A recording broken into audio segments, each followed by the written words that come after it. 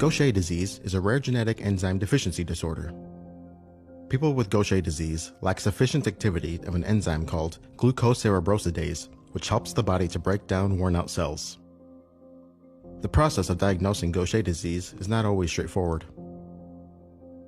This can lead to delays in diagnosis and access to appropriate treatments.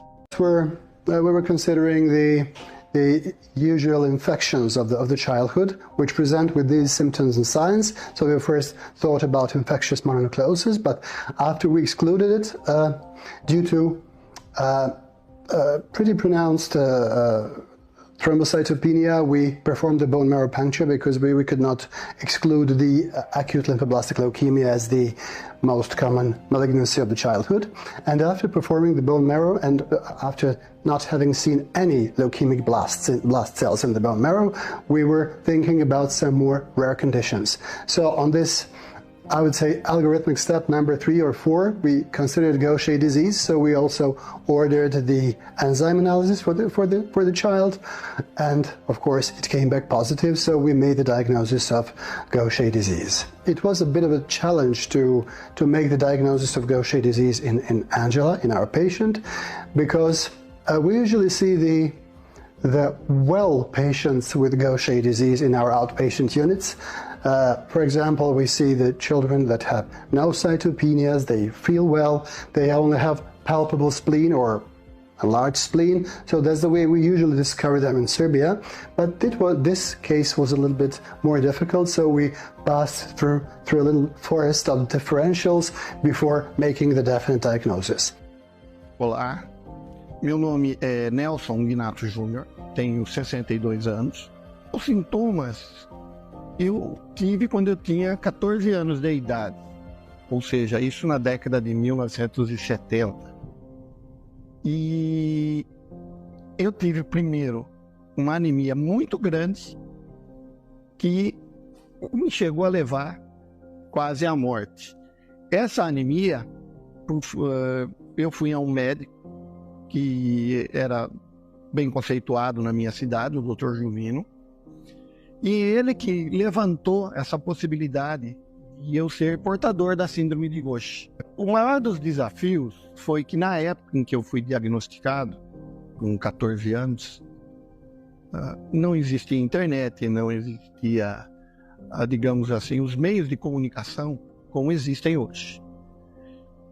Poucos médicos, raros médicos, conheciam esse tipo de síndrome. In India at that time, medicine was not available, so we somehow managed my symptoms. When Mateo was first diagnosed, he was a newborn. We received his diagnosis through the newborn screening, and we looked all over the country to find the best specialist that we could for Mateo. It was an overwhelming feeling of the unknown. We didn't know because it's such a rare disorder. We didn't know what the future would hold for Mateo. We didn't know how to find the resources and the support that we needed. You know, we turned to Facebook to find some of the best information, right? It was really hard. We initially had kind of a struggle with the initial specialist, and we just didn't have the resources or nowhere to go because we had no familiarity with the disease or the support network. And so, you know, the first line of defense for us was Facebook. People who were complete strangers to us were some of the best support networks for us to find out what doctors to see, what treatment looked like, what life with Gaucher, with kids with Gaucher looked like. We initially received an opinion that from a doctor that said he shouldn't get any treatment at all.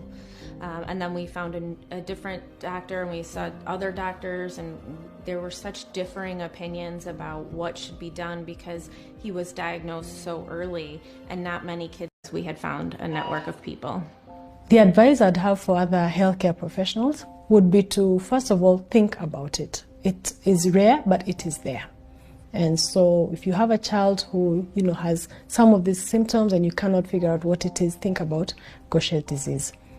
Secondly, there's help out there. There's now a number of us who are taking care of these children, and we are happy, more than happy actually, to just step in and help you make the diagnosis and walk you through management. and then work with the collaborators and work with the patients, because it's a long journey, it's a lifelong journey. So you need to establish a good rapport and keep going. Be very open and real with the parents. Know exactly what are the challenges that they have. Some challenges could be medical, some could be non-medical, but they all need to be addressed. So you need to be there for them. Uma coisa que eu quero deixar para todos é o seguinte: não se limite à sua deficiência. Não é deficiência, você é assim. Você tem que ter em mente que se você nasceu dessa forma, você tem condição de vencer na forma em que você nasceu, do jeito que você nasceu. Obviamente, procure viver da maneira que você mais se sinta bem. Não dê ouvidos a terceiros que digam: você não pode fazer isso por conta disso, você não pode fazer aquilo por conta disso. Desde que não ponha a sua saúde, a sua integridade física, ou que isso cause algum problema por conta da sua doença, não há limitação. Não há limitação. Eu creio que nós temos que ter em mente que nós podemos tudo. Nós podemos tudo, desde que tenhamos vontade de fazer. O meu sonho é ser médica. Eu também, o meu desejo é conseguir encontrar outras pessoas aqui no meu país que possam ter essa doença e que consigam tratamento. Porque eu não esperava que conseguiria uma coisa dessas, como a primeira pessoa, quando eu cheguei em Moçambique, logo a primeira conseguir acesso a esse tratamento.